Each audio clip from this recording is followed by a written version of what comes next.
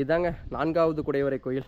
கிபி 6ஆம் நூற்றாண்டில் பல்லவ மன்னன் முதலாம் மகேந்திரவர்ம பல்லவன் அவனால் கட்டப்பட்ட ஒரு ஆகச்சிறந்த ஒரு குடைவரை கோயிலுங்க.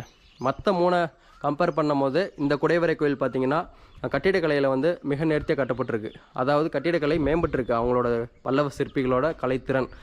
அதை நீங்கள் நேரில் பார்த்தாலே தெரியும். இங்கே பாருங்கள், ஒவ்வொரு தூண்கள்லையுமே அதற்கான சுவடுகள் தெரியுது.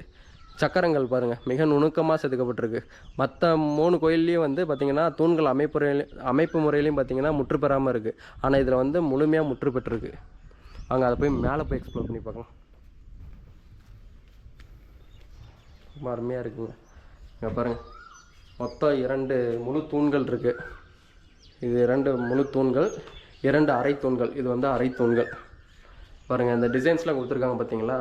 அந்த 3 கம்பேர் பண்ணும்போது ரொம்ப அருமையாக இருக்குது. இது வந்து போதிகை